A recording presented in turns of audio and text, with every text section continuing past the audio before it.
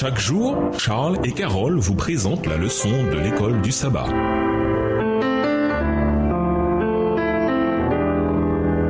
Bienvenue à votre émission Dieu nous parle. Nous voyageons de vendredi pour aller plus loin. Une comparaison entre la mentalité et le comportement des gens et l'état du monde avant le déluge d'une part et ceux des gens de notre époque de l'autre est particulièrement instructive. C'est certain, la méchanceté humaine n'est pas un phénomène nouveau. Voyez les parallèles entre leur époque et la nôtre. L'iniquité qui perdit les antédiluviens règne actuellement dans le monde. Les hommes ont banni de leur cœur la crainte de Dieu. Sa loi est traitée avec indifférence, sinon avec mépris. La mondanité effrénée de notre génération ne le cède en rien à celle qui caractérisait le temps de Noé. Jésus n'entendait pas condamner les antédiluviens de ce qu'ils mangeaient ou buvaient. Où ils péchaient, c'était en usant de ses bienfaits sans gratitude envers celui qui les leur prodiguait et en se livrant sans retenue à la satisfaction de leurs appétits. Il était légitime de se marier puisque le mariage remonte à la création du monde et que Dieu, son auteur, l'a entouré de dispositions destinées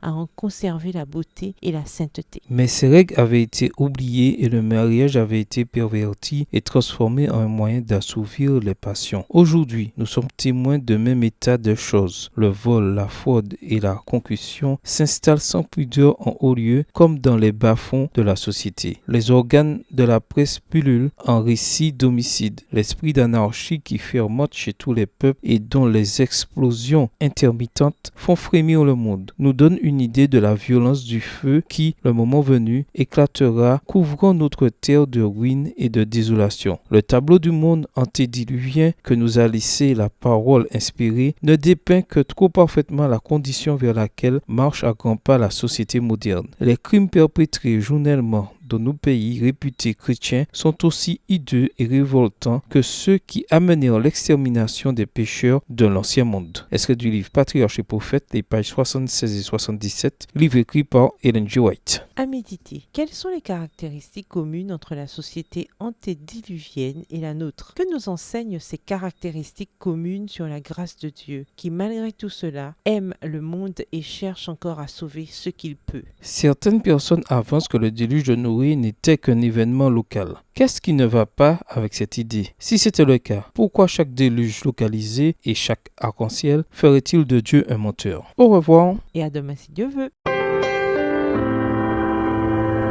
Dieu nous parle.